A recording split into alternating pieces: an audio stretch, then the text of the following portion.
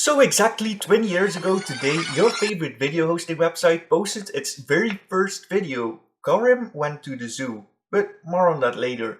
Not only is YouTube the most famous video hosting website, it is the second most visited website ever, seconded only to Google itself. You might know that the Google company bought YouTube from its creators, but did you know YouTube actually started as a dating website?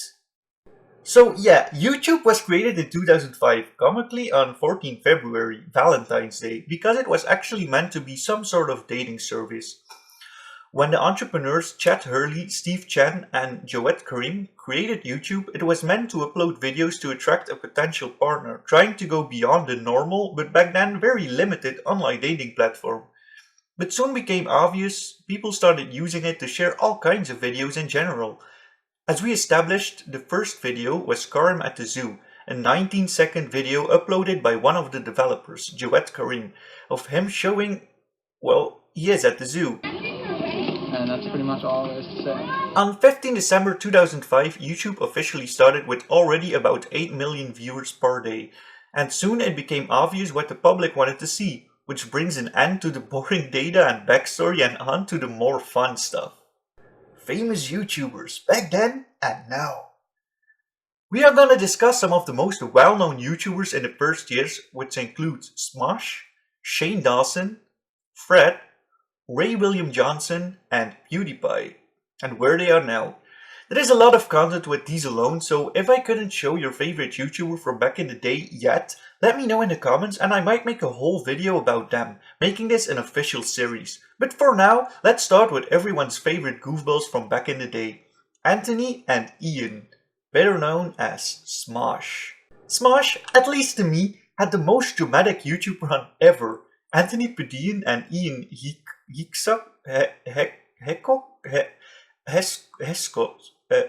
Ian were best friends from childhood and decided to create a funny, light-hearted YouTube channel full of their favorite gaming references. Which brings us to the first big YouTuber controversy. Smosh versus none other than Nintendo. After uploading that fourth video to YouTube, the funniest Pokemon theme parody song I've ever seen got a whopping 25 million views. This might not seem that much now, but it was the most viewed YouTube video back on the platform back then. However, it got a lot of attention, even of the Pokemon company themselves. Instead of admiring the love and praise Smosh gave their franchise, they decided to strike them with a copyright strike, which resulted in YouTube deleting the #1 video from their platform, along with all its views. But Smosh kept going, becoming one of the largest, most influential comical YouTube channels, and got the rights to use these Pokemon references in their videos, which resulted in this lovely parody. Pokemon theme song Revenge. Which might be the very first YouTube diss track, where they created a new parody of the Pokemon theme song, basically laughing in Nintendo's face, saying they should try to sue us now. And this is why I can never listen to the Pokemon theme song the same again. Smosh basically referenced all your favorite Nintendo games, memes, and anime in their videos, with songs like The Legend of Zelda rap, the Ultimate Assassin's Creed 3 song, and series like Pokemon in Real Life. What the hell? Oh, sweet, a wild Pokemon! Mankey, extremely quick to anger. You mean monkey? Mankey. No, that's definitely a monkey. Mankey. Whatever! You're going down, monkey! Mankey. Go! They became one of the top most subscribed YouTubers for the years, but one simple decision broke Smosh. In an attempt to have more possibilities and an easier time developing the videos, they sold the rights to Smosh to Alloy Digital, later known as Defy Media, with the exception that Anthony and Ian still host the show. This resulted in newly added animations and more possibilities, and an actual movie, but it had kinda mixed up reviews. However, they kept getting more limited to the content they were allowed to create, and what started off as two goofy best friends hosting funny vids together ended in a daily company-ruled tragedy. The lack of freedom sadly made Anthony quit Smosh entirely in 2017, slowly ruining his friendship with Ian Hecox. Yes, got it. Ian stayed, One of the best reasons becoming that the Pi Media went bankrupt and it was taken over by Mythical Entertainment, a company started by fellow YouTubers Red and Link for about $10 million. They started adding more and more members to the cast and doing new skits and YouTube shorts. Anthony leaving often being the butts of their jokes, visually making Ian uncomfortable. However, as Anthony created his own content, mostly interviewing famous YouTubers and their serious life struggles, creating more awareness, Ian and Anthony met again at an event, slowly rekindling their friendship. One evening, they were playing a game, and as they both grew up and made a lot of money in the meantime, Anthony, rethinking the beautiful time he had with Ian creating a channel, asked Ian if he ever wondered if they could buy back Smosh. Ian had been thinking about the same thing, and in June 2023, Ian and Anthony officially rebought their company from Red and Link, finally reviving the Smosh they made, the YouTube channel that basically started it all. Anthony, Ian, and some of the other cast members who stayed when they bought it back are still going strong, using their favorite franchises as a way to create funny YouTube content to this day. However, 2010's humor does not work as well today as it did back in the day. Their history and friendship is enough to establish a mix of old and new subscribers. Which will bring us to the next YouTuber, a little less wholesome. Shane freaking Dawson. Yeah, Shane Dawson is an actor, a writer, a musician, but back then just a YouTuber. At the age of 19, he started creating YouTube content in 2008, and between then and 2010 he had gained a total of 500 million views. He usually did like sketches in South Park style where he impersonated characters and celebrities and made fun of popular culture, meme references and stereotypes. But some of those things did not go well for him. His use of racial slurs started a series of different controversies around him. I don't really want to show you the content because it shouldn't be there in the first place, so I'm just gonna tell you about it, but keep in mind he has seemed to change his ways. Old videos of him in a podcast resurfaced as he was laughingly sexualizing minors and commenting about engaging in sexual activities with his cat. He made different apology videos saying it was his bad sense of humor, but then Jaden Smith, son of Will Smith, who totally slaps by the way,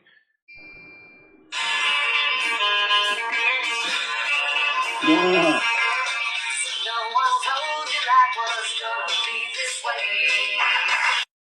yeah, he called Shane out for a video where he acted like he was pleasuring himself on a video of Jaden's 11-year-old sister Willow. After all these slurs and allegations, YouTube had enough and suspended the demonetization on all 3 of his channels. Of course, with his fame, he still got enough income off of YouTube and is still going strong with 18 million followers. I can say his content has gotten pretty clean, having played in different movies, although often self-centered ones, and having made his own podcast and different conspiracy theory stuff. Whether he is still demonetized or not is still very unclear, and neither YouTube or Shane has made any comments regarding. I think his videos are definitely interesting right now, but I would be skeptical to see if he would ever follow the same misguided path again. Which brings us to the next, how do I say this? Special YouTuber, Fred. You might be too young to remember this, but this annoying little this wholesome YouTuber started in 2008. With his modified high-pitched, fast-paced voice and quick-to-anger character, Lucas Quickshank created a real phenomenon. Yeah, something like that. If you didn't know Fred back then, you lived under a rock. This guy was everywhere. Even iCarly made a whole episode about him called I Meet Fred. And he had appearances in other likewise channels like Annoying Orange.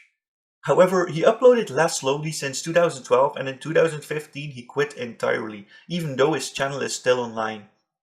Fred was an interesting character to say the least, but I don't think people would be as nice now as they were back in the day. After that, we are going over to Ray William Johnson, who has made a tremendously influential YouTube channel with his web show called Equals 3.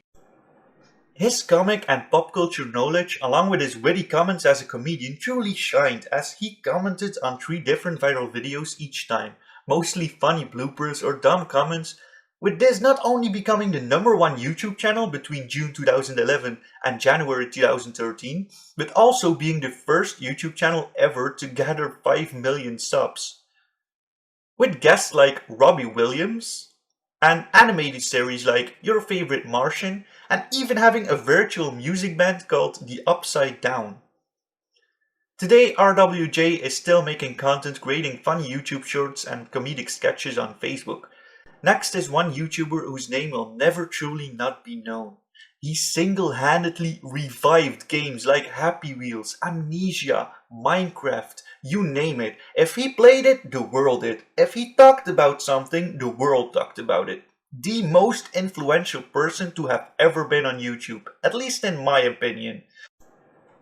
This anime-loving, horror game-crushing Swedish meatball called Felix Kjellberg is much better known as the man, the myth, the legend, Pewdiepie. I mean, where can I begin? This YouTuber really needs no introduction.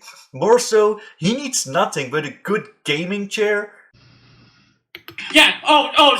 So you can't afford paying $300 for a chair, and I've completely lost touch with reality that that's not typically the amount that you would pay. But can you do this? A camera and a PC to become one of the #1 most influential persons on YouTube, media having referred to him as the figurehead of YouTube. In 2010, Felix began his YouTube channel, mostly showing Let's Play horror games.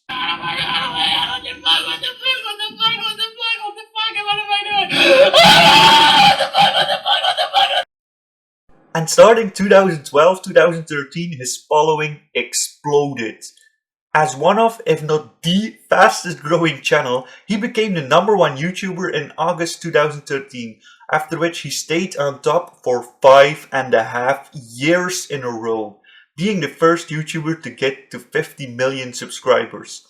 With his Let's Plays, horror games, Happy Wheels, Minecraft, YouTube reviews, and his reactions to other videos, this one-man army could not stop rising to fame. He collabed with different famous YouTubers like Markiplier, Cinnamon Toast Ken, and Jacksepticeye, who he, to this day, still has a close personal friendship with. He did also have a few editors which allegedly didn't get paid enough, which resulted in the leaving of his first editor, known as Brad1. Yet, till this day, Scythe, his other editor, is still loyally awaiting his Pewdiepie editing content. Of course, Felix also had some minor controversies about certain jokes and comments he made, but it was much more nuanced and in the heat of the moment than Shane Dawson, so when Pewds apologized, his 9-year-old army was quick to forgive. However, that wasn't all, because having a close combat with the Indian channel T-Series for the 100 million mark brought up a worldwide tragedy.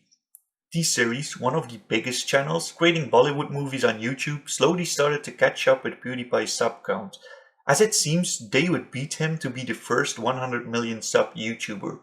It all started fun and well, with new openings on his channel and probably the most famous diss track, till the Drake one, called Bitch Lasagna. I review you, 0 5 gone. So come on, T-Series, looking hungry for some drama. Here, let me serve you bitch lasagna. Bitch lasagna. Here he disses T-Series for their rom-com foreign style content, calling them the iconic bitch lasagna. But the crowd went wild. PewDiePie was everywhere. The world needed him to beat the Indian channel to 100 million subs. But it quickly became the #1 most dangerous thing to try, as a man from New Zealand killed 49 innocent people in 2 mosques in Christchurch while yelling subscribe to PewDiePie. Felix of course reacted in his next video saying, "I feel absolutely sick at having my name uttered by this person. My hearts and thoughts go out to the victims, families and everyone affected by this tragedy." After that, he also tried his best to calm the situation down, as T-Series became the #1 spot for 100 million subscribers. No one forgetting what happened, but Felix was definitely not to blame. Even more so, his accomplishment for one-man videos are a milestone none had and few will ever pass, and the way he handled the situation can only add to his reputation as a respectful, fan-loving part of our childhood. Pewdiepie still creates content on a weekly basis, but he realized he doesn't need to be number one any longer. He married the girlfriend he got somewhere in the beginning of his YouTube career. We saw their whole journey, and seeing them getting married was just a cherry on top. With the money they made and their son Bjorn, they now spend their days taking care of their family. Now and then giving us a peek with beautiful vlogs about Japan, made by Marzia herself. Living his days reading meaningful books and having the time of his life in the country of his dreams. This showed Felix there was more to life than YouTube, and he only uploads content which he personally likes doing now, no longer treating it as a job, but as a hobby. With that, we only have one more YouTuber left. It's Mr. Beast, who does cool stuff with lots of money. Bye!